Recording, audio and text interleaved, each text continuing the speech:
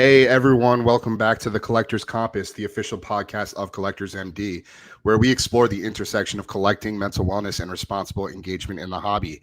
I'm your host, Alex Efron, founder of Collectors MD, and today I'm joined by Tyler Santiago, owner of Santiago Sports in Matawan, New Jersey, which happens to be my local card shop since I moved to Old Bridge, New Jersey earlier this year, and also a shop I've been a customer of for many years. This episode is a special one. It's all about perspective. What does it mean to be a brick and mortar card shop owner while navigating a fast-paced, break-driven industry? And how do you stay credible, build community, and balance tradition with modern platforms? Tyler's done all of that and more through his shop, through his content, and his presence across the hobby. So let's get into it. Tyler, what's going on, man? What's going on? Happy to be here. Appreciate you joining. We have known each other for some time, and obviously you know that I launched Collectors MD earlier this year. We're doing a lot of really great things, so it's just an awesome thing to be able to collaborate with some of the names, the voices in the hobby that you've known, that you've built sort of credibility and rapport with, and so I'm really grateful to have you here. And yeah, man, let's dive in. So the first segment that we're going to discuss is the origins and building of Santiago Sports, which obviously is your baby. So, Tyler, your story in the hobby starts at an early age. You mentioned on the About page on your website that you started collecting at the age of 3. You were going to shows with your dad and your twin brother, Casey, who also manages the shop with you. That tradition turned into Santiago Sports, a shop that's expanded into not just cards, but also vintage clothing and wrestling merch. I've been to the new location in Matawan, and I have to say it is absolutely a beautiful space. You guys did an incredible job. So congratulations on the move. I know you guys just moved into the new space earlier this year. It looks amazing. You guys have a really great sort of production quality with all of your content, all of your live streams, and that's really awesome. So sort of going into your early days of collecting, what are some of your earliest memories of the hobby with your dad and Casey? First off, thanks for the kind words. And I mean, earliest memories of the hobby are pretty much just like you said. We would go to card shows with our dad when we were younger. Even as babies, he would push us around in a stroller when it was his turn to watch us, I guess. And we would just be at the shows. I can remember as far back as like being around like 3 years old and him taking us, and we're just in a stroller chilling while he's looking at stuff, and he would hand us a pack of like Batman cards. I don't think Topps did not make them. I forget what company did, but there's like a 95 or 96 Batman product that had a piece of gum on it, and it was like a tattoo on it as well from like a scene from Batman the cartoon.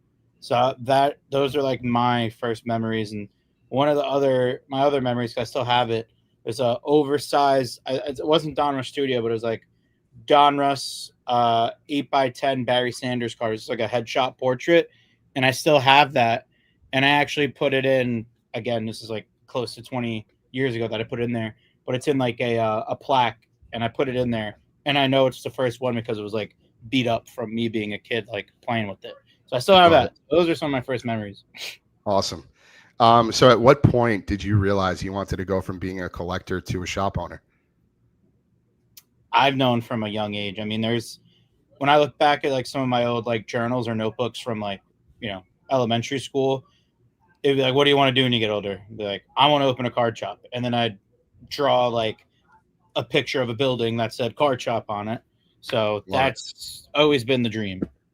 Love it. Tell us the story of launching Santiago Sports and sort of how you've grown it into more than just a card shop. Obviously, you guys have been around for some time. You've had a presence in the hobby, but you're really, I think, bursting onto the scene. From a brand standpoint, how has that growth and evolution been? I mean, I think it starts from just building it up from social media. So if you look at our page, or like our About on the Santiago Sports Instagram page, it'll say we started the page in 2013 I thought we started. It must have been like literally. It says January 2013. I thought we started on New Year's Eve. So that's why I say 2012, because I remember me and my brother talking about it. When social media, when Instagram was starting to get big. So 2012 would have been my freshman year of high school. Yeah, it would have been freshman year of high school. So I just remember online, like I would find people just posting like pictures of cards, and like there was a community on there, nothing like it is today. But the community on there was pretty cool. And there are still some, I call them OGs. I'm to me, one of the OGs of Instagram, looking back. And that's where it started, of like, all right, like people are posting this stuff, like other people think this shit is cool, not just like in the area. So it grew from that, having that page and like consistently posting, and going to card show. So it grew from just having a page from a long time and being in the hobby and in the community, and then getting older, just being consistent. People ask me all the time, like, how do I grow a page? It's that stuff's just not, very rarely does it happen overnight. I'm not going to say it doesn't happen, because very rare it does. I've seen people literally overnight pull a big card and bam, 5,000-10,000 followers from pulling that card, and Fanatics or someone reposting it. Right. But just staying consistent, posting content, whether you get 5 likes or 100 likes, the algorithm is very brutal. Like I post stuff that could get 1,000 likes. I post stuff that gets 80, 100, 150 likes. And it's like frustrating, because Instagram isn't what it used to be, but the consistency still helps, and someone will see it. You don't know who. Someone's going to see it and remember that. Yeah, I can relate to that now that I'm, creating a lot of content through Collectors MD. There are some lulls for sure. I mean, we're just starting out, so a post could get 5 to 10 likes. A post could get upwards of 100, sometimes more, and it's just kind of a crapshoot. You have no idea what's gonna sort of engage your audience and do well, and so you just have to stay consistent. I couldn't agree more with that.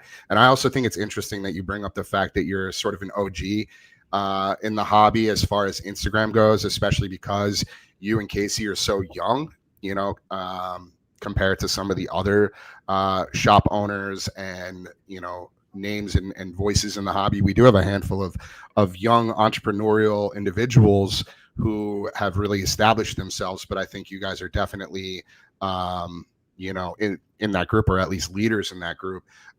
And I think you're both wise beyond your years. You've really established yourself as a strong presence in this space, and it is an extremely competitive industry. So in order to differentiate yourself, stand out, really create a unique product and offering for your customers, I think is something that's sort of underrated in this space. It's definitely not cookie cutter. You have to attract to a very specific audience, especially depending on where you are geographically. Obviously, being in Jersey, there's a lot of other card shops. I know Monmouth is not too far from you guys. There's a few others, but you guys have really, again, established yourselves as a very credible source for all things, not just sports cards, but sports or merchandise, I should say. Ryan. So you mentioned, or you graduated from Rutgers, right? Yeah. What's up? Yeah. Not bad. See, that was actually a perfect example of how the grind never stops. I mean, Tyler is literally running a card shop as we speak, so he's got employees coming in, asking questions, all sorts of stuff. So I respect the hustle. Yeah. So I feel like there definitely is competition in the area. I don't think I have to compete with other people. Like, I do what I do. I'm not gonna say nobody else can do what I do, but it's hard for people to do what I do, because I know exactly what goes into it, and we don't tie ourselves to one thing. I mean, there's multiple aspects of the shop. So I know we're talking mostly about the shop, but we do IG live breaks. We're live 7 days a week, about, I don't know, I would say 10 to 12 hours a day, just about. Outside Sunday is like our slower day with football back, of course. But here are my aspects of the store. 1 is a shop, 2 are breaks, 3 card shows, 4 grading, and then 5 I can say I bunch a couple of things into this. story sale, live sale, and then eBay and like those other like minuscule things or platforms that go into that.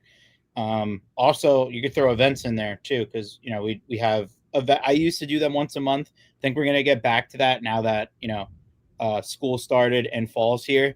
I think events in the summer are a little harder to do, but we do a little bit of everything. And one thing that I want to say in general here is you touched on like competition and there being a lot of stores in the area. I am not here to well, I know I'm not going to make everyone happy. Like there's just no way I'm going to have 100% customer satisfaction rate. Like you said cookie cutter before. I am not cookie cutter. I'm honest. I try to be as upfront and truthful that I can with my customers and people or potential customers.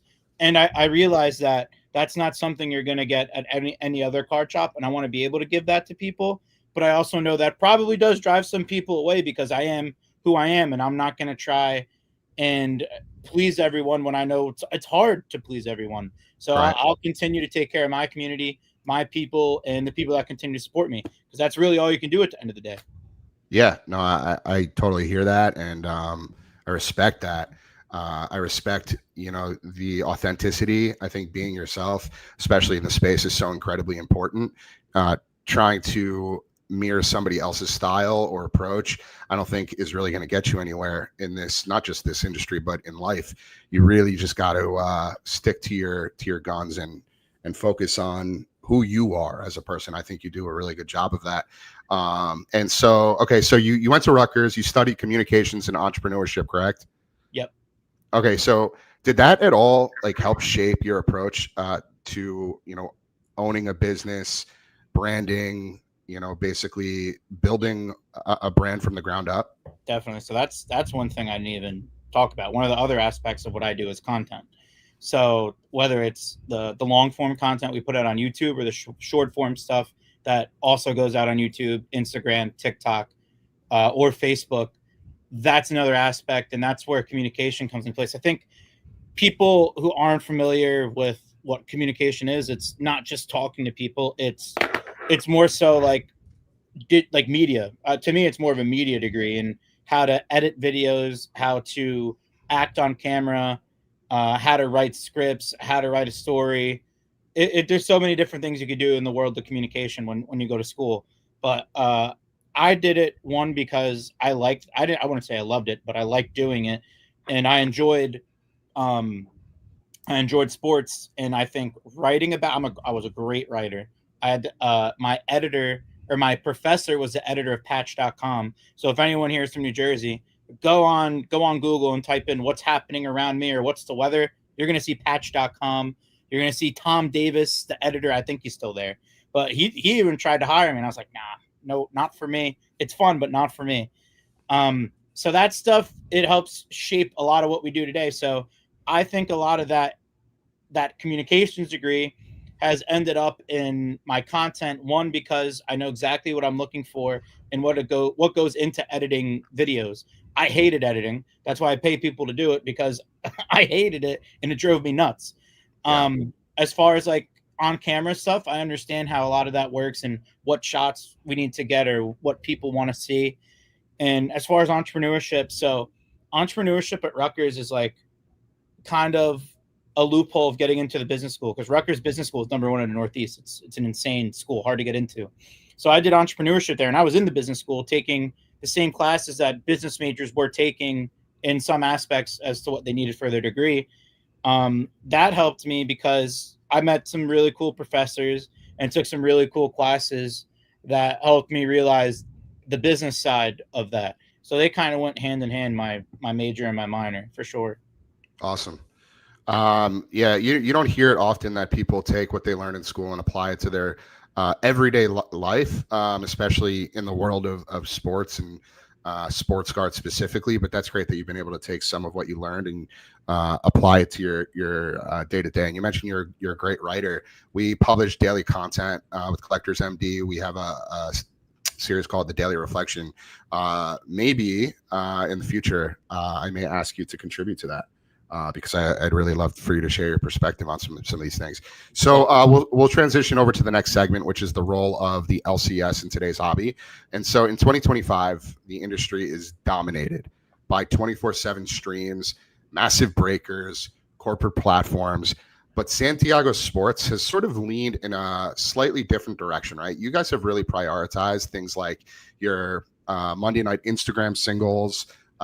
You mentioned Instagram Live, being live and selling personals, and running sort of smaller breaks the way they used to run back in like the early days of the pandemic when I personally got back into the hobby. I appreciate that, and building a strong sort of in-store culture, right? You're not force feeding products, and I think customers really respect that. Whereas, like, I think a lot of these card shops and even some of the smaller ones have made the move over to Fanatics Live and whatnot, and they're on there 24/7, and that has become the focal point of their business, right? And it's, for some, they could find a lot of success in that, but I think there's also a lot of sort of predatory things that come with that environment that we talk about quite a bit at Collectors MD. And so, again, I really respect that you stuck to your roots and you continue just doing what works. So what does it take to keep a local shop thriving in today's landscape? I feel like competitive hours for sure. You need to be open 7 days a week. I feel like we used to be open 6 when we first opened at our first location, but again, that was because it was literally just me at that point until like I didn't hire anyone until a month in. But I realized about close to 3 years ago in the summer, I'm like, man, people, whether we're open 5 hours or not open at all, I'm probably better off opening in the summer when kids are off from school, parents are able to take them places, hopefully. And I moved into that philosophy. And I think we have an advantage over some stores because depending on the area or like religion, I honestly plays a factor into it. I know some Jewish owners of stores who don't open on Saturdays because of their Sabbath or whatever. So Right. to me, I'm not Jewish, so I'm fully open to being open on a Saturday. I feel like that's an advantage in the hobby. And I'm Yeah. open Monday, and a lot of other stores in the area aren't open Monday. So I look at that, I'm like, why would I not want to be open and be an option for people? So that hours to me is one of the most important things. Next most important thing, I feel like a lot of shops have a lackluster selection of singles. I'm not going to say ours are the best in the world, but I think we do have a solid selection, especially because we have a wide selection. Like, Yeah. and we just add, so we have 10, 11 showcases, 11, there's 10 in a row, then one, and then there's 3 other showcases. So we have 14, I would call them jewelry showcases currently in the shop. And those are 3-tiered. And they go from like higher end stuff to like the mid end stuff and then lower end on the bottom. So we're actually adding 3 more to the shop that are the vertical double sided. You can fit 120 cards on each side. So we're going to be able to throw in another almost 700 plus cards on these cases once they're in. So singles are important to have people coming back, and you got to be able to put new stuff out. We're direct with Topps and Fanatics and Leaf. So we get all the new product. I'd say we get 98% of all the new products. So that definitely helps. And we have a great relationship with those companies. I don't feel like a lot of shops in the area do. And I don't think it's really up to them, but I worked for it and I put myself in a position to feel that way and have those relationships. So there you go. Awesome, man. Yeah, I mean, obviously, and as I mentioned before, I've been a customer of yours for some time. I've been in the new space, and it really is beautiful. And you mentioned the singles. You guys always do have such a great selection. I've obviously purchased from you guys in the past, and you guys are fair. Sometimes we'll go back and forth on negotiating prices, and you'll be like, "Yeah, I'm firm on this, that, and the other." But you guys have thrown me personally some great deals before, which I'm always appreciative of. I feel like another big thing about us is that we pretty much buy like everything that comes in.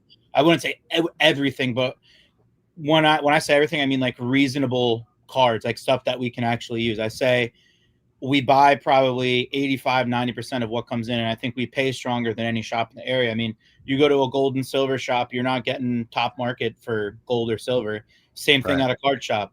I know other shops in the area that are very picky and only want the best of the best. And I've heard still, I mean, like it's not just one or two people; it's close to 100 people I've heard before over the years that some shops don't want to pay over 50%, 60% of comps when we're consistently paying 70 to 80, usually more 75, 80. And on the super liquid stuff, I've paid full, paid 85, 90%, 95%. Like it really depends what you bring us, but that is another Yep. aspect that's very important to what we do.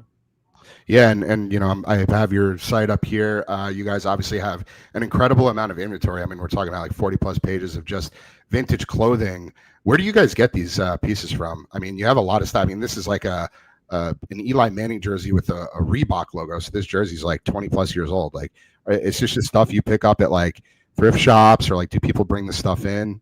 Yeah, I don't have the time for thrifting anymore. I didn't honestly never really did it that much. I did it a good amount before I opened the shops. Once I opened it, it's time out the door.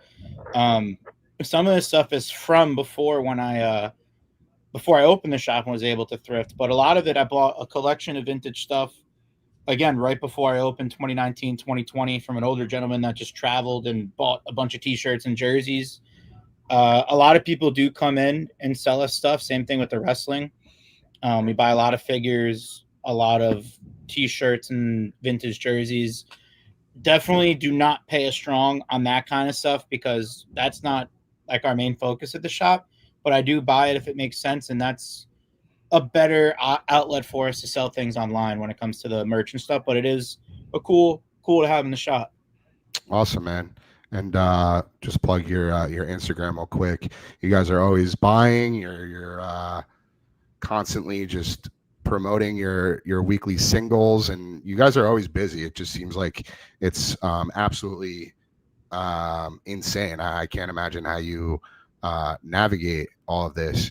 And so, getting to my next question, how do you balance a lot of that, like in addition to the walk-ins? And you mentioned the events, not just the events. I know you attend a lot of card shows as well, Yep. almost what feels like on a weekly basis, and you're vlogging those shows. And of course you host your Instagram sales on a weekly basis. So how do you find time every day to fit all of that in while also still looking out for yourself? Well, I feel like you own a card shop or a business that kind of becomes your life unless you're already like ungodly rich. I was never rich. I'm not rich, but like I know card shop owners that were a lot older than me who got into it because they saw an opportunity, have a lot of money. They just pay people to do it. I'm Right. really hands on in terms of like what we do here.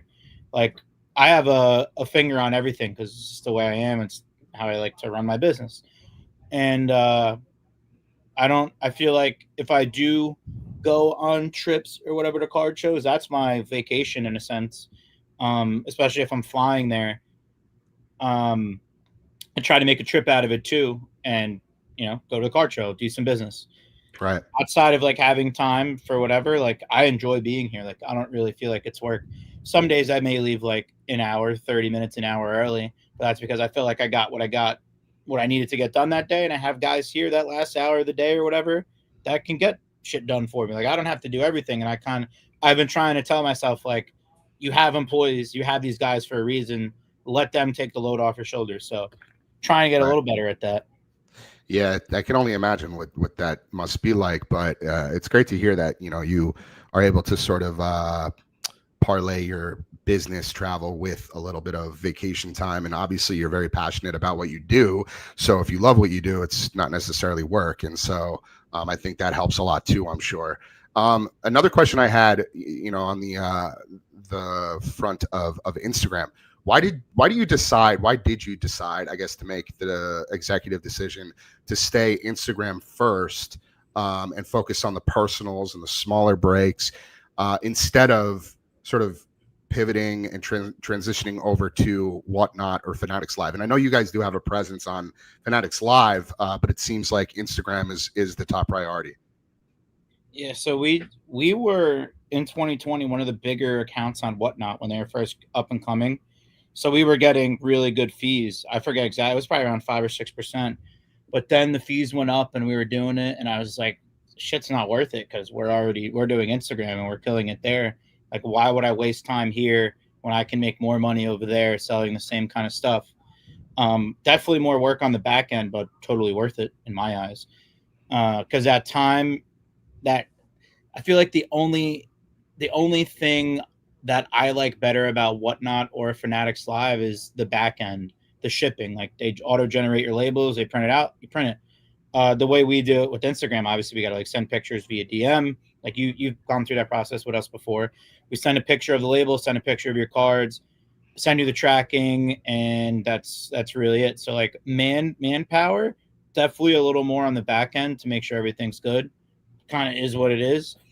But we were on Fanatics Live for a bit too, and it was just at a point where the fees didn't make sense, and we put a year in on there with like very little growth, and I was just kind of doing it to do it, and I was like, we're not making money here and we're not growing, so what is the point of doing this when we can focus more on Instagram? So when we ended that, we haven't been on Fanatics Live since like early February. I was like, all right, Whatnot was in my ear again, trying to get us back on there to try it out. So we tried it out. It was okay. Definitely not that great. And it wasn't something I was like, all right, we need to do this. We tried for a little bit, did all right here and there, and then the fees went up again because they promise you we're not going to pay a lot of fees for a month, and then bang, it goes up, and then you lose contact with whoever you're talking to there. Right. So that's how they do it. They just want you on there. They get you there and then hope to keep you there, and then that's it. Got it. So it kind of happened naturally. Yeah, it didn't really happen the way I wanted to. Interesting. So, I personally feel, and we talk about this a lot with Collectors MD, is there's a pretty big difference between ripping on a platform like Instagram as opposed to some of these, bigger platforms like Whatnot or Fanatics Live, and not bigger in a sense that Whatnot and Fanatics are bigger than Instagram. Obviously, Instagram is massive, but just in terms of the niche category of the hobby. On Instagram, and maybe this is something that I personally feel because I've been on there, or that's where I started ripping. I mean, I guess Facebook and YouTube a little bit in the beginning, but really Instagram personals, it feels kind of more intimate. I don't know. It feels more personal. It feels like you're engaging with the shop, a name, a community that you've chosen to follow. The pace is a little bit slower. The interactions are a little bit more direct, and it's not built to sort of push you into buying more and more in the moment, right? Whereas on Whatnot, it's just like the experience is engineered to be nonstop. You got the timers, the flashing graphics, the relentless streams, the wheel spins. It just creates like this casino-like environment that preys on impulse, and it's less about community and just more about volume, right? And so that's why I respect, and I'm not just saying this to blow smoke, like I genuinely feel this way. I respect what you guys do and your approach. I think it's still fun, it's interactive, but it's not predatory, and it gives collectors the space to engage without sort of being manipulated by the algorithms or hype mechanics. And so this is something that one of the viewers actually asked, and I had a question that was very similar, but Paul from our weekly meetings and group text, Paul is a very active name in our community. He asked, what is Santiago Sports doing to support non-compulsive collecting within the shop? And so my first question really is like, what does not force-feeding product look like in practice, and why do you feel that's important for customer trust? I mean, people come in and want to ask what is the best product, or what should I be ripping? What's a good entry level product to rip? What's the difference between retail and hobby? I mean, you got to be able to see where people are at within their budget and figure out something that makes sense. I definitely push people to rip things that I would rip. So why would I tell someone to rip something that I don't care about or that I wouldn't recommend? And I tell people, I'm like, there's price points that make sense and price points that don't. And I'm not going to tell you what to do, but if you want my advice, this is exactly where I would go if I'm talking to you directly. But everyone in the shop is more than aware of like what's a new product, what's out, and what people are looking to do. But I feel like the number one thing is we talk to people. Like, we want to find out what it is that you want to get from us and what kind of experience you want, so we can help you have the best experience. I mean, I think that's first and foremost. Yeah, you guys get all of the new product, but you're not like forcing it down customers through us. Like there have literally been times where you guys will get a new product and Casey will be like, yeah, dude, I just don't really feel like ripping that. I feel like it's kind of a rip off, and he'll just put it to the side and whatever, it'll collect dust. AC Somebody doesn't wants like to rip it down the certain road. Yeah, and I respect that, man, because like they're breakers who just, and everything that comes in, it's like, they're putting together mixers and they're feel putting like it together. depends what kind of spot like certain breakers are in though. Like a lot of these breakers you'll see have this product and only this product, and they can't do anything until they sell it. They don't have the money to move on to the next product until they move it. I'm not in that spot. I've never been in that spot. Yeah, it's an interesting perspective. All right, so our next segment is called Establishing a Voice in the Hobby, and you've also become a recognizable face in the hobby. Like we talked about a little bit, you're always at shows, you're networking with other owners of other card shops, folks in the hobby, athletes. You're always like hanging out with athletes, especially Detroit athletes, which we'll get into shortly. But even like Michael Rubin has been to the shop for various events, and you've had folks like Dylan Harper and Ace Bailey. Obviously, your Rutgers ties there, but they were there recently, and I think even the Rizzler made an appearance. But like that consistency has made you sort of a voice that people pay attention to in the space. And so, how intentional are you about sort of like showing up to these events, making appearances, networking, continuing to sort of cultivate these relationships? I feel like I don't network as much as I used to. One, because I got to a spot where I don't need to anymore with certain companies or certain people, because I got what I wanted out of it. Like, I feel like you could never really stop networking, and I certainly do. But I got to the two or three most important things were getting an account with Topps and Fanatics, and then Panini. That happened 2 years to the day that I opened almost with Panini, and then Topps followed like a month after. So that was super important, and that's really what I was trying to figure out. Like, where do I get wax from, and how fast am I going to get it? Those sort of things.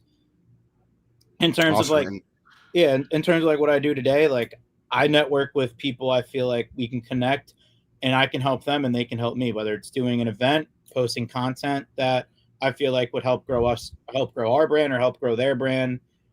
That's really what I look forward to today in terms of, networking and stuff. Can we do an event? Things like that.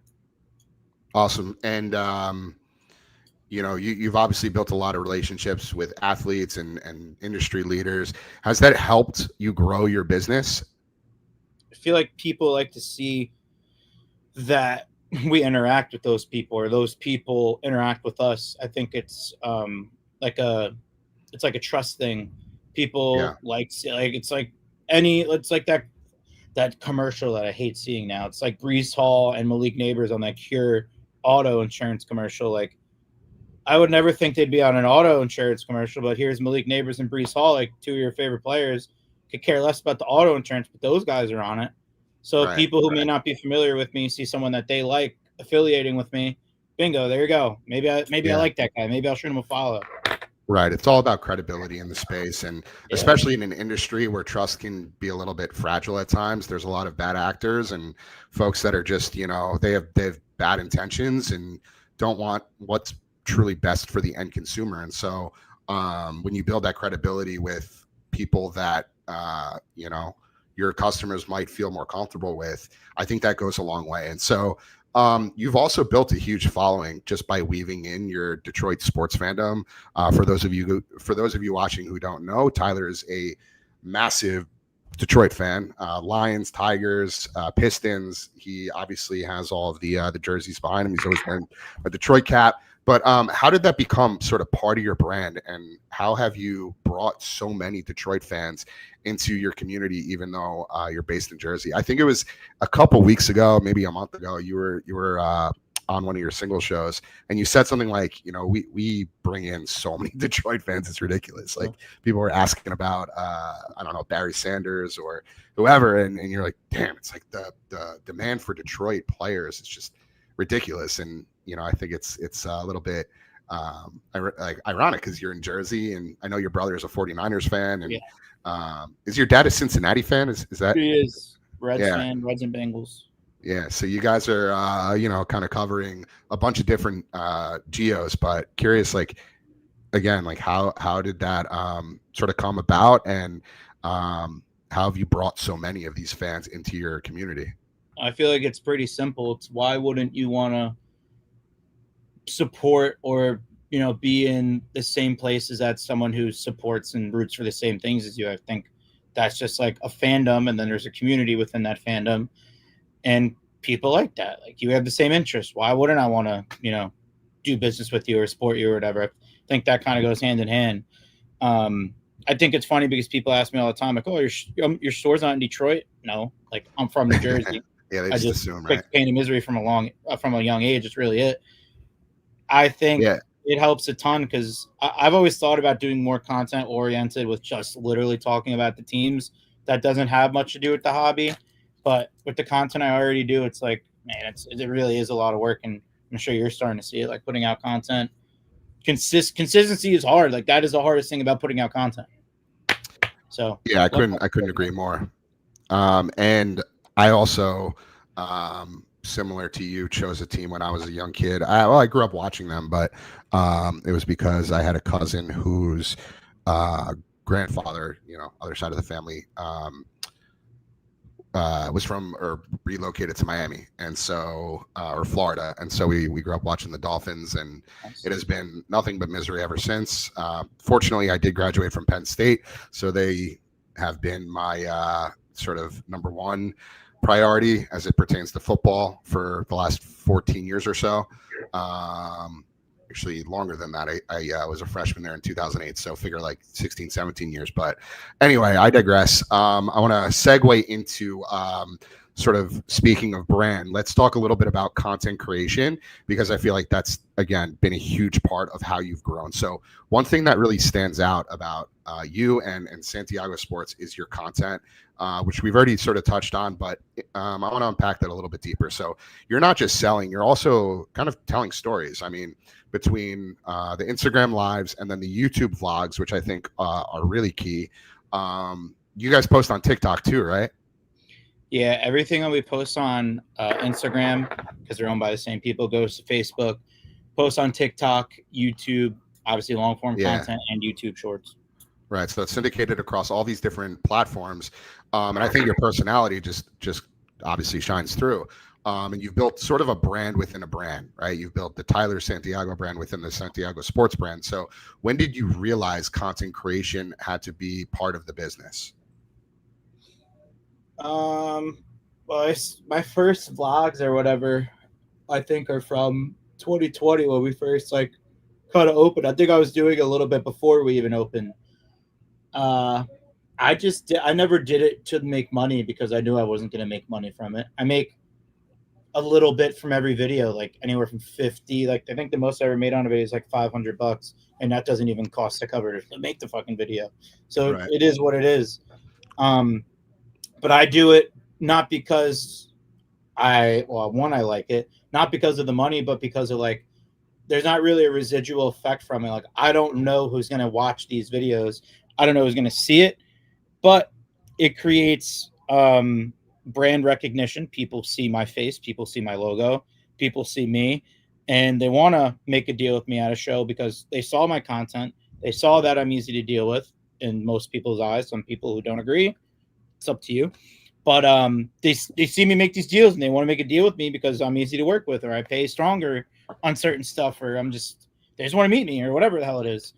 Right. So I feel like that is the goal. People see me doing it and they want to recreate that and make a deal with me. And it's free advertising. Like anywhere you can put your stuff, you should be putting it out there because you never know who's going to see it. My best video I ever put out on YouTube, views wise, was the shop tour from this January that we opened the new shop. It's got like, I think 33 or 34,000 views. And people who live around the corner didn't even know we existed. And now they know because I put out that video. I That's a didn't great think it would point. go that crazy. I thought it would do well, but not that well. So that video kind of changed things a little bit too. Yeah, you actually answered my next two questions with that answer, which is great.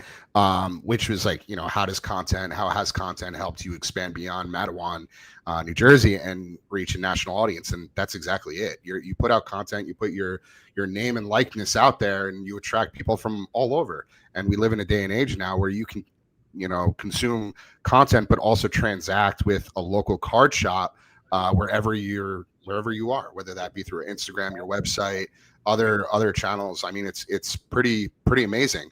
And so my other question was like, do you see yourself more as a shop owner who does content, or a content creator who happens to own a shop? And I think it's really the former, right? You're a shop owner who does content. You're obviously extremely passionate, but the content is sort of layered in, right? And you do it because it helps expand the reach. But again, like, your store, your brand is really your bread and butter. That's your baby.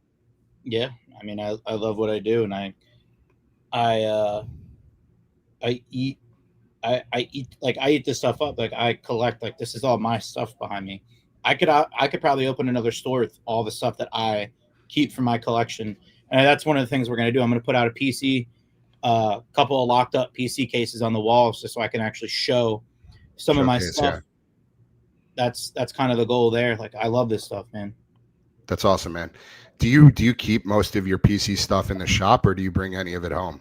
I have some home, some in the shop. Like some stuff I just pick up. Like I just have stacks in boxes full of stuff, and I don't get to show it off enough. And that's some of the content. Like I'll do my pickup videos, probably like one every week, give or take, of stuff I just picked up. And I'm usually only showing the nicer stuff. But I was like, man, I pick up so much like lower end shit that people would enjoy just as much to see what I like and what I'm after. So I kind of I haven't really focused on that, and I want to focus on it. I think people like to see that stuff, and I definitely would like to share it. It might not get the same views or clicks, or people might not find it as interesting because I'm not showing a $500 card and it's like a $20 card. But I love that shit. Like I'm pumped to get my Corey Schlesinger Fleer Tradition as I am to get a Jared Goff 101. Like I think I almost rather have this card than that. I could care less. It's because it's what I like. So I don't Yeah. mind showing what I like more, and I think that's something I want to do.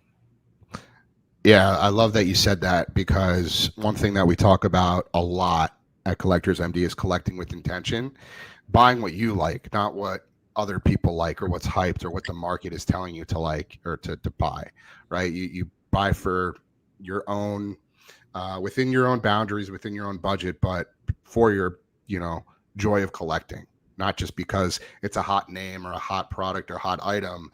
And so I really respect and appreciate that. We have a few more segments, and we'll touch on that a little bit more shortly. But the next one is like sort of challenges and opportunities for shops. So obviously, running a shop isn't easy. Distribution is tough. Margins are thin, obviously, with all the product that comes out. I don't know what your margins look like, but I can imagine that it can be challenging at times. And so the temptation is always there to lean into gambling mechanics, right? And we talk about that a lot at Collectors Empty. But shops like yours show there's other ways than to be on Whatnot 24/7 with all the bells and whistles. So curious, what are the biggest challenges that you face as a shop owner right now? Challenges, I feel like I'm pretty used to everything, or I'm able to adapt. I don't really have a negative outlook on life. That's the thing. I'm not really worried about stuff. Like if something happens, like the other day, my front door wouldn't open, like the lock was stuck. I was like, all right, like gonna have to call a locksmith, whatever. Like I would say in the past I may have freaked out, but I realized like 5, 6 years ago, like you can't control everything. There's no reason to be like, yeah, I'll get pissed off, but I won't stress on it. I won't harp on it. I'm just like, all right, next, what are we gonna do next? How do we fix Right. this? How do we get through it? I think that's what changed a lot for me. And I think other shop owners can kind of see. It's like sometimes you don't have to focus what's on front of you. You kind of have to look forward and how you're going to get past that if there is an obstacle. I don't really feel like there's anything too crazy. I mean, I'm pretty used to all of it. I don't know. Yeah, I mean, owning a brick and mortar, any brick and mortar where you're the owner and everything sort of falls on your shoulders, things like the door not working, or the toilet getting clogged, or the lights won't turn on, like you gotta deal with the crap. And unfortunately, that's sort of just par for the course. But if you could get past that, like you said, and not let it consume you, and realize that at the end of the day, this is just like regular crap that people have You to deal mentioned with. one thing too in your segue to asking that. So Yeah. you mentioned like gambling or like whatever through cards or whatever. Yeah. I so just to like just because I think a lot of people don't know this about me. They probably just think I don't gamble at all. I don't bet. I could barely tell you what a fucking spread is. I don't do that stuff. I don't gamble. I don't play fantasy sports.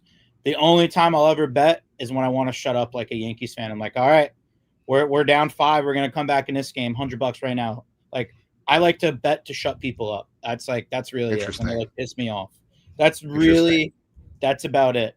I don't gamble. I don't do nothing. I see something I want. I'm gonna buy it or I'll get it later. I don't I don't do any of that stuff at all. Just not for me. Well, I really respect that. Obviously, there are a lot of synergies between gambling and the hobby, and a lot of people that are in the hobby also gamble, and vice versa.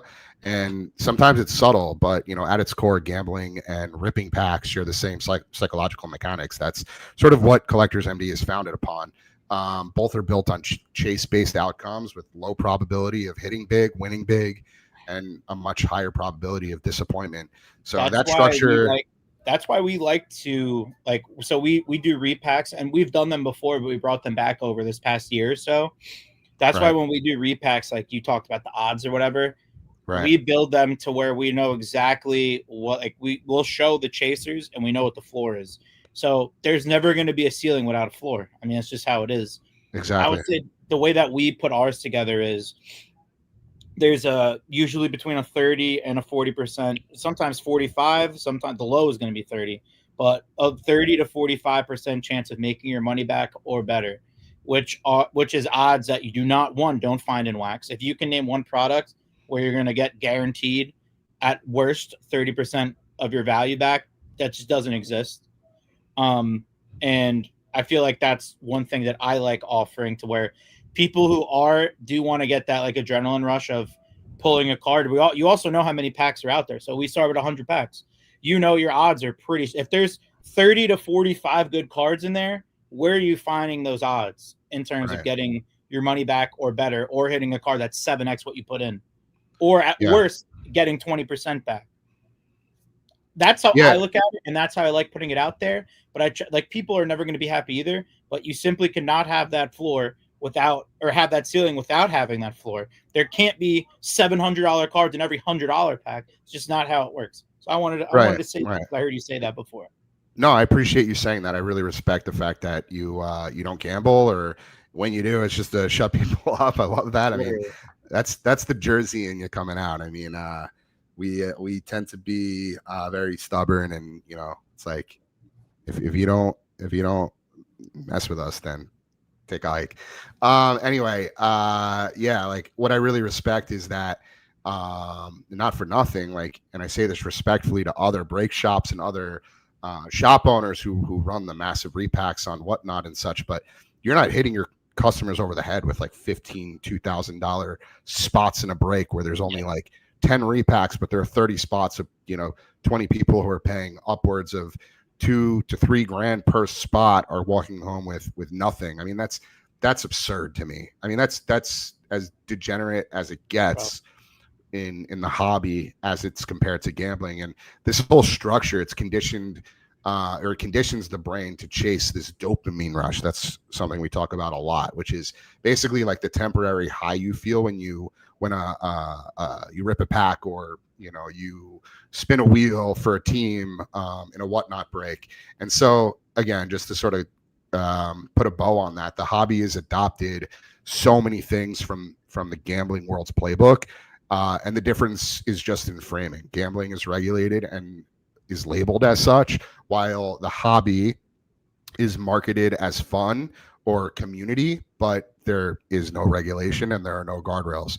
But at the end of the day, the behaviors, the risks are nearly identical. So I appreciate you acknowledging that, and also the fact that, like, at the end of the day, you guys clearly care about your customers, and you're not hopping on whatnot and again just like rinsing your customers for all they're worth. So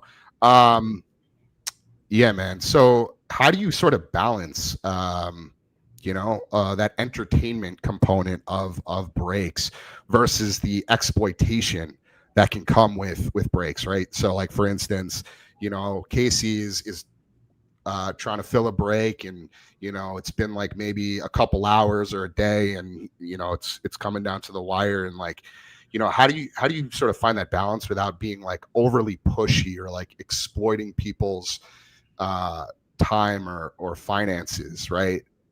I feel like there's a fine line there. I think when it gets to that, like in that specific scenario where we're winding down on a break, there's 6 teams left. They're just not moving. We got to figure out how to get it filled and how to make it. Again, you have to make it cheaper for people to get in. So we'll usually break it down and do a filler, and that's the easiest way to do it. 6 teams left, or 600 total, 10 spots, 60 a spot. You could get that. If there's a team in there that's 300 that's left, you have a chance to get them. So 6 out of the 10 people, however we break it down, are going to get in there. And I think people are more appealed to that. Like, they want that. Again, you have a 10% chance of getting a $300 team for $60. Sometimes it's how you have to do it to get these breaks filled. And sometimes there's people that will only hop in to get that team for that. They don't want to pay $300 for the team, so they're not going to take it outright. But hey, I'm in here now. I have a chance to get that team for $60. I'll take a shot for one time at $60. So, right. I feel like there's I don't know, there's different ways to think about it, but yeah. You guys mostly run PYTs versus random teams, which I think is a little bit more, again, I'll use the word intentional, because it gives people the opportunity to mindfully pick the team that they want to purchase in a break, as opposed to just, again, like scratching, a lottery ticket or a scratch off where you don't know what you're getting. You don't know if you're going to get the best team or the worst team, but you're paying the same buy-in as everybody else. So there's a little bit more of that like gambling component tied to that. And so we talked a lot about, the shows, the events, which include, things like trade nights, the content you're creating, new product drops. There's always a lot going on in the hobby at all times. Is there anything in particular that like, still really excites you or like gets you, out of bed in the morning where you're like, I can't wait for that. I can't wait for this product release maybe, or like, I can't wait for the National or Fanatics Fest. Like, is there anything in particular that like still really, does it for you? Because like you've been in the hobby for a long time now. I like going to a lot of the shows and just being in the thick of it and buying like, or getting the content, or going back to the back room to like meet these guys. Like the Detroit shows like home for me, because I have a great relationship with the showrunners and I can go and meet a lot of the athletes there and grab content with them. So it's like, I'm pumped to do this. Like, these are the guys that I love watching, excuse me. And then I get to meet them, do content with them, and introduce some of them to cards. So that's pretty cool to me, is like growing the hobby through these athletes who maybe they connect with me, they take an interest in it, and I can help them source boxes or source their own cards, or people that want to collect cards. Yeah. And that really drives me when going to shows and traveling. I think that's pretty cool. And I love it. Like, I think that's my favorite part of it at this point when going to shows. Awesome. Any particular Detroit athletes that you've maybe built a stronger relationship with, that like you would put in sort of your, I don't know, top 3? So Terrion Arnold, like, will DM back and forth sometimes because he wanted some of his cards. Tommy Canley, I text about cards. He doesn't, not that he really cares to talk about former Yankee. Yeah. Tommy Canley is awesome. He helped me make a connection with Kyle Finnegan, which is dope. Flamethrower. Jake Rogers followed me from the collab I did with the Tigers, the Javi Baez and Riley Green content. And these, like, the Tigers, like, most of those guys like know me. Like, they'll see me again. I'll be on field before the game. They'll come say what's up, or even I'll be on the stands and they'll be like, yo, like, that's insane. That's awesome, to me. Man. That especially as such a big fan. Yeah, like that they know me, and it's pretty cool. Max Crosby is probably one of the favorite people I've ever met, because he's just like a good dude. And we met. I told him what I do, grabbed him for like quick content, and he followed. Like, didn't even ask him. Like, I just tagged him in something, posted it, followed me right away. And like, that was really interesting, because he's obviously a Raider. Yeah, well, he's from Detroit. So we Ah, there talked you go. about. I didn't really know much about him when I first interviewed him. Like, oh, like who did you grow up liking? Like, who's your favorite player? He was like Megatron. He goes, I grew up a Lions fan. I looked at him. I'm Get like, out of here. That's what? awesome. I'm like, I didn't know that. I didn't Yeah. really know much about him. JMO, like he's one of those guys. Like him and JMO, if they walk into the back room at a show, like they'll make it a point to like say what's up. Like if they're getting dragged somewhere, be like, yo, what's up? Come at me up or whatever. Like that stuff's cool to me because like you're making Yeah. relationships with athletes. Like they're normal people too, which is like what I think some Right. people don't understand. But it's definitely cooler when you're like, all right, like, you know, this guy like knows me. And I feel like Right. some kids are like people at card shows do that. I mean, they want to take a picture or whatever. And it's crazy to think that people want to do that with me. And I feel the same way with like people. Like I'm just a regular dude, but these guys are like athletes. Again, regular people. Right. But I don't know, it's pretty cool. That's awesome, man. JMO being Jamison Williams, I assume. Yeah. Cool. Cool. Yeah. There. I mean, I feel like a lot of these athletes are really down to earth for the most part. Like Jared Goff seems like just like a chip, a normal blue collar guy. Like He's he's like kind of like, surfer vibes, like Cali vibes, like just yeah, goofball kind of, he is honestly. a goofball. It's funny. My wife always, anytime she sees him on TV, she's like, "Is that the quarterback from Hard Knocks who didn't know,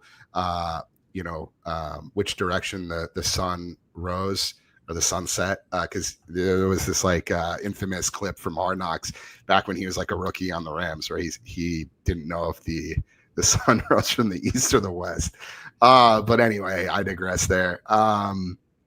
That's awesome. So how do you sort of see shops staying relevant as some of these big platforms keep growing, like the Fanatics and the whatnots? So how do I see shops keep growing? Is what you're saying? How do you see shops stay relevant? I mean, they have to get in with Fanatics or something. I mean, that's going Yeah. to have to be the main factor. A lot of people were scared about Fanatics getting in there, and like they've done some great things. They've changed some things that other shop owners don't like, but it all depends on exactly what your relationship is. People are never going to be happy, so I think that's one thing. Yeah. No, I I hear think you. to stay relevant, they're going to have to figure out like to work with Fanatics or Panini. Like the landscape's going to change even more in the next 6 months with Panini losing the licenses, so that'll be interesting.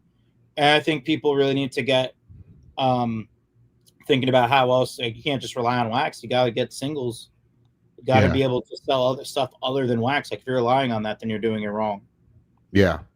Yeah, interesting. And speaking of the licensing, you might have a little bit more insight into this than most people. Are they officially losing the license this month, like or next month? Is that still NBA's happening? NBA is up in, I'm pretty sure, October. It's either October or November, and then NFL is done in March or May of next year. And is So that something they can keep sort of kicking the can in court with litigation and stuff? Like, I know they've been able to do that successfully in the past to continue making product. I feel like they were supposed to stop making licensed NFL product several years ago, but they just continue to. Like, do you anticipate that they're just going to come out with like Prism basketball for like the Cooper Flag class, or is that like a non-starter? I think they're gonna do what Topps is doing with They're Topps just Pro going to make McClundy in a generic unlicensed. jersey. That's what I think Yeah, is gonna happen. Like I'm it's pretty sure that interesting is what's because going to happen. there are I think certain we're gonna get to a players. point where I talked about this before. I think Panini's kicking Fanatics' ass in court, from what I've heard. Yeah, I think the government hates monopolies, and whether it's a monopolized industry or not, from the outside looking in, how does it not look like a monopoly? One, right. you know what I mean? How does anyone who's been in business or in the government or whatever look at it and go, wow, like they're taking over everything? Yeah, looks like a monopoly, but I don't think it starts. It's not from Topps or Fanatics directly. It's from the companies from the sports. It's from the NFL, the MLB, NBA. It's from them being exclusive with Topps or Fanatics or Panini. It's mostly on them, and I think they're going to get to a point where these leagues are going to be told you need to do business with both entities. And I Right. do think best case scenario we get to a point where both companies are making cards, and maybe one company is more limited than the other. I think they get to a point where Panini's making maybe 10 products a year, 6, 4, 5, 6, 10 products a year, and Tops can do whatever they want.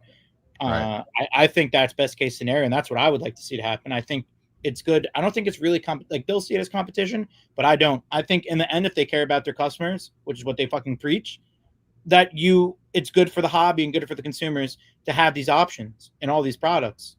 Right. Yeah, I agree.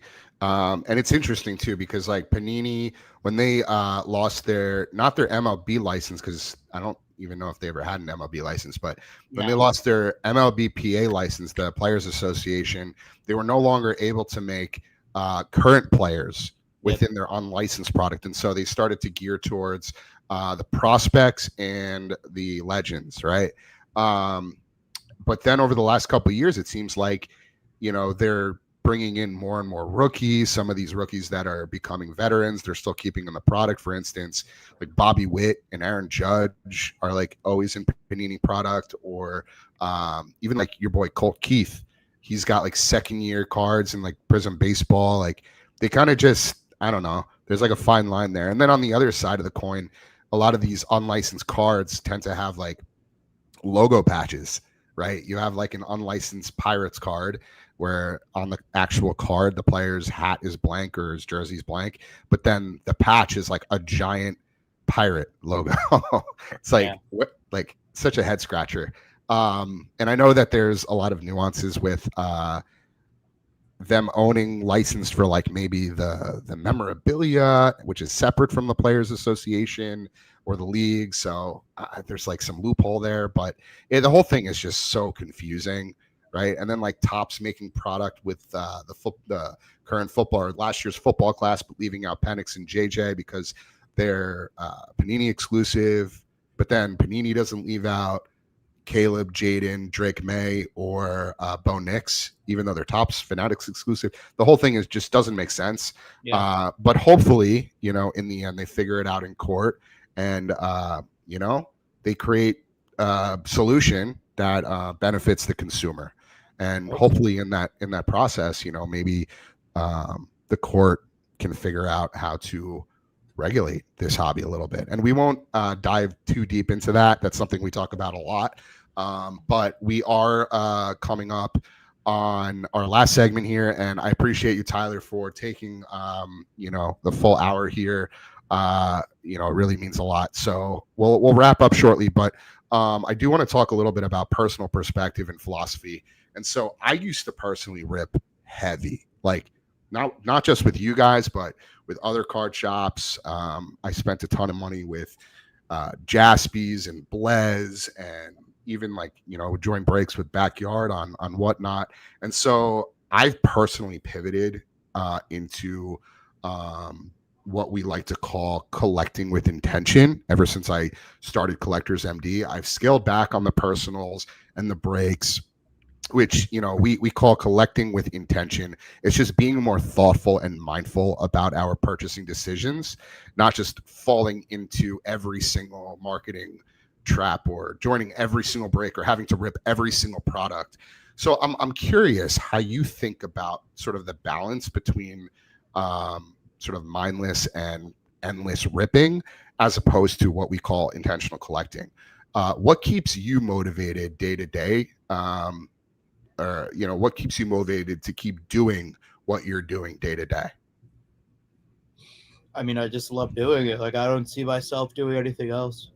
Yeah, that's really it. I mean, I feel like I definitely more intentionally collect. I'll rip what I like. I don't rip just to rip. Like I have a shelf of wax in front of me that's all stuff that I grew up with for the most part. It's like 2003 to like 2010 product. Boxes that maybe I couldn't afford back then or just used to rip or didn't rip, whatever it was. I know I'm going to open those and I'm probably not going to get anything good, but I'm going to have fun doing it. So that's how I look at it in terms of ripping. There is new stuff I'll rip, but I won't go crazy because I know it's tough to hit with wax. Right. Right. It's really it. Yeah. And a lot of people just feel the need to constantly scratch that itch, and they don't realize that ripping wax or joining breaks isn't the best way to spend your money, because most of the time you're not going to make back even you know a decent percentage of what you originally invested. And so Collectors MD sort of serves as a security blanket or a safety net for those people that are just starting to feel the burnout, the relentless energy that comes from the hobby every single day.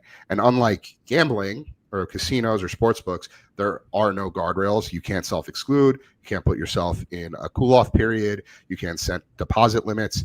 It's just there, and you can literally open up Whatnot 24/7 and access a break or buy a personal, whatever you want. And so, you touched on it a little bit, but I want to hear a little bit more of like your personal philosophy on the whole idea of collecting versus ripping, and why those two behaviors are so like inherently different. I mean, collecting, you're essentially buying what you like or what you're interested in. Ripping, it's obviously a crapshoot, depending on what you're looking for. I mean, there's ways like to be like you, for example, like, oh, was a case hit pulled yet? Was there anything good like in the case? Whatever, like Yep, that I kind of always ask gives those you, questions. huh? I always would ask those questions. Yeah. So I mean, we don't know every time what's been pulled because we have multiple breakers. Or like, I don't know what's hit, but there's different ways to look at it. I mean, like, there's calculated ripping, and then there's just ripping to rip. I think people, it depends what you want to do. Like, if you're just into ripping or breaking, there's different ways to not just buy a personal box and get in. Like, if you're a Tigers fan, just buy the Tigers in a break instead of opening a box and looking for the Max Clark Bowman Chrome Auto. I Yeah, well said, prefer man. to go after what I like, and I'm not picky with what I like either in terms of collecting. Like, if it's a Jared Goff card and it's cool, I'll buy it. It doesn't have to be like, it doesn't have to be that 101 for me to buy, or like an autograph, or it doesn't have to be him in a certain pose, or it could be in a Rams uniform. It doesn't really matter that much to me. If I like it, I like it. Yeah, no, I respect that. One thing we talk a lot about is like setting filters for yourself, as you are being more mindful and thoughtful with your purchasing decisions, because there's so many options. There's so many variations of things within the hobby that you can pick from. And so if you start to sort of distill it down, get a little bit more granular with what's out there, and set limitations for yourself, like I'm only going to collect Detroit players. And it's okay if, they're in their rookie jersey. Like for instance, Goff was You don't have a choice. a Ram when he was a rookie. So if I'm going to collect Goff, like I'm going to have his Rams cards. That's okay. But I'm only going to focus on Detroit, athletes for the next couple months, or I'm only going to focus on a specific sport or set. Like those things are really, really important, so that you don't end up just like going overboard with your spending and just buying everything that you see, or everything on your watch list on eBay, or every product that's coming out of your LCS, or your favorite breaker on Whatnot. So those things are really, really important, just in order to sort of stay on the right path, and make sure that you're not falling off the wagon, because far too many people in this hobby tend to do that. And so last question here: how do you guide customers, your own customers, let's call it, toward healthy habits without killing the fun? By telling them essentially what I just said, going after what you like and being smart about it. Like, buying that card or rip it. Like, I try to tell kids this all the time. Do you want a Bo Nix rookie card? All right, go buy it instead of trying to pull it. You want it downtown? Maybe instead of ripping that hobby box for $700, you're better off going to buy the card for $700. Some people are hell bent on trying to pull that card, and I respect it. Like, there's people that will only put sets together. There's people that come to shop that will only put sets together out of boxes that they open.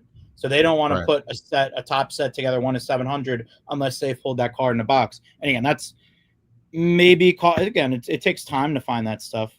If you want to go card by not opening boxes, but got to start somewhere. It really depends on what you're doing, to be Right. honest. Yeah, well said, man. All right, we're going to close this out with a rapid fire round. I'm going to ask you a few questions, and just hit me with the first few words or sentence that comes to mind. You ready? Okay. All right, favorite card in your personal collection?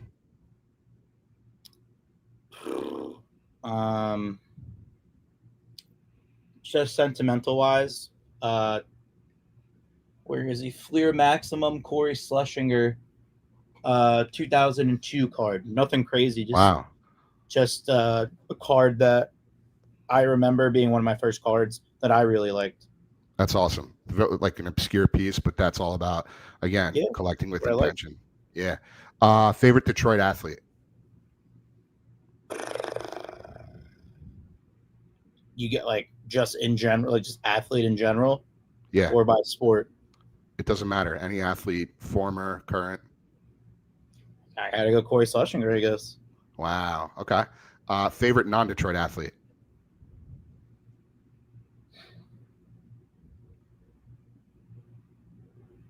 That's tough. Non-Detroit athlete. Um,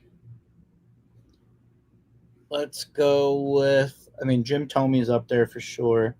Okay. Always loved Jim Tomey. Frank Gore, he's another guy that I've met. I'd go between those two. Frank Gore is a guy that I met that I really like. I respect the answer. I was waiting for you to say Aaron Judge, but we'll take Frank Gore and Jim Tomey. Awesome. Favorite show you've attended this year? Detroit Sports Spectacular for sure. Awesome.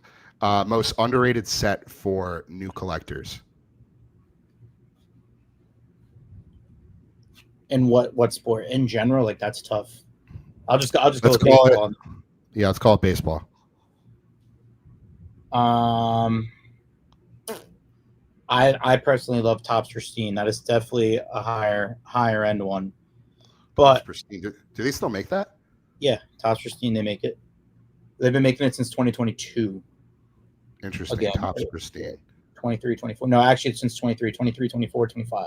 Oh yeah, Topps Pristine. That's like it's like the pack within a pack within a pack. Yeah, I always forget about that every single year.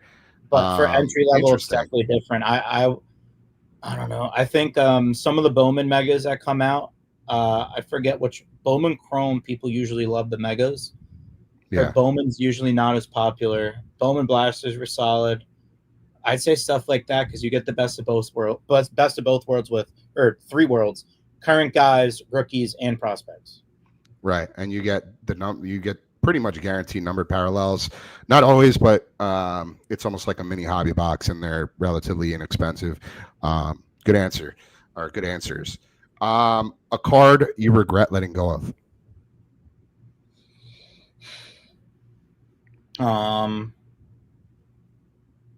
Apparently, I had this Steph Curry Kaboom 9.5. I think it was an earlier one, 2014 or 2015. That market's gone crazy. I had it I've had the card for like a year. It's in the case. I sold it like 2 months ago. Had a $4,500 sticker on it. Apparently, a 9.5 just sold for like $15K. So Jeez. There's that. I made good money on it though. So yeah, well, that's I think par for the course when it comes to collecting.